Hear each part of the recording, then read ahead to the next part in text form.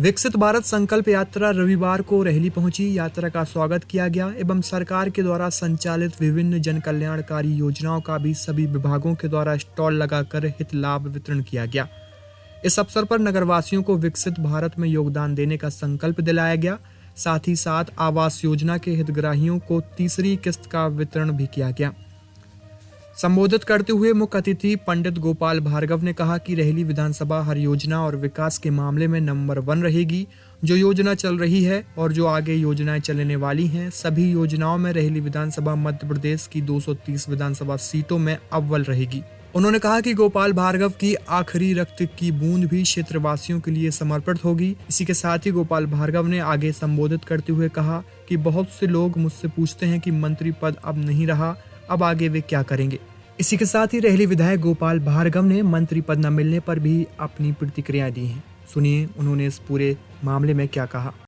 आज तो मैं आप सभी को धन्यवाद देने आया, आप सब के प्रति कृतज्ञता मैं व्यक्त करने आया हूँ कि आपने जो आशीर्वाद दिया, आपने जो कृपा की, तो वास्तव में मेरे लिए आपने जो चाहता हूँ, कोई भी लाभ की योजना हो जो चल रही है वो भी, और जो नई योजना कोई भी शुरू होगी वो भी, मैं आपसे कहना चाहता हूं, मध्य प्रदेश की 230 विधानसभाओं में अव्वल रहेगा तो हमारा रेहली विधानसभा क्षेत्र रहेगा, कहीं से कमी नहीं।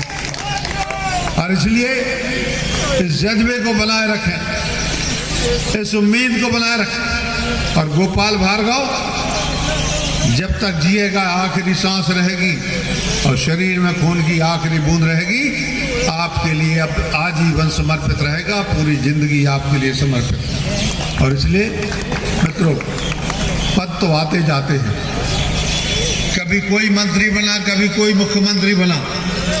आज मैं कहना चाहता हूं कि मध्य प्रदेश का जब से गठन हुआ, जब से मध्य प्रदेश बना, कितने मुख्यमंत्री रहे, शायद इतनी लोगों की उपस्थिति में 2-5 लोग बता पाएंगे कि कितने चीफ मिनिस्टर और मुख्यमंत्री मध्य प्रदेश में रहे, कितने राज्यपाल रहे, कितने गवर्नर रहे, हिंदुस्तान के कितने प्रधानमंत्री रहे, शुरुआत से लेके जवाहरलाल नेहरू से लेके अभी तक।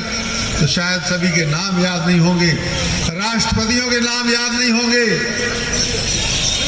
पद तो आते हैं और पद चले भी जाते हैं, लेकिन लोगों का विश्वास जो है, लोगों का जो आशीर्वाद है, यह इन्हें गिने लोगों के लिए मिलता है, वह गोपाल के लिए मिला। आपका यह विश्वास सलामत रहे, आपका यह विश्वास बना रहे। मैं आपसे यही कहना चाहता हूँ कि कभी भी मेरे रहते हुए अपने आप के लिए कमजोर नहीं समझना, अपने आप के लिए अभावग्रस्त नहीं समझना। पहले जो योजनाएं चलती थी, चाहे बेटियों की, गरीब बेटियों की शादी की, चाहे वो हम गरीब परिवारों की खारी नर्मदा जी में विसर्जन करवा देते थे, चाहे हमारी 13वीं इत्यादि की गरीब परिवारों में परंपरा जो है उसकी व्यवस्था, और सबसे बड़ी जो है वो दवाई की व्यवस्था, जो हजारों लोगों के हार्ट के, किडनी के, कैंसर के, महिलाओं के बच्चेदानी के ऑपरेशन करवाए।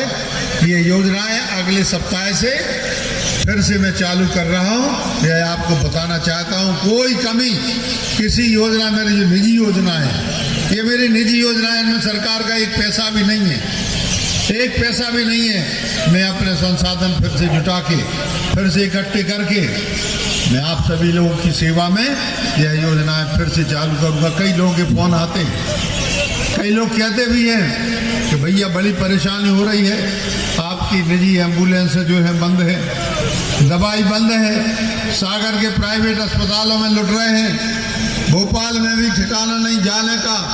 भोपाल का बंगला आप सब लोगों के लिए पहले जैसा खुला रहेगा, भोजन की पहले जैसी व्यवस्थाएं रहेंगी, और शानदार और पहले से भी ज़्यादा करेंगे, ताकि लोगों के लिए महसूस नहीं कि भैया मंत्री थे तो ये सब सुविधाएं मिलती थी। भैया जब से राजनीति में आया है, आपके लोगों की सेवा में आया है, भैया पहले दिन से मंत्री था, और जब तक ये राजनीति में रहूँगा तब तक हमेशा मंत्री रहूँगा। कहीं कोई प्रकार की कमी अपने क्षेत्र के लोगों को नहीं। बहुत से क्षेत्र पूछते हैं, बहुत से लोग, कई लोग पूछते हैं कि भैया अब क्या होगा, तो मैं उनसे कहना चाहता हूँ कि देखो मंत्री पद कुछ नहीं होता, मैंने इतने विभागों का कार्यभार संभाला।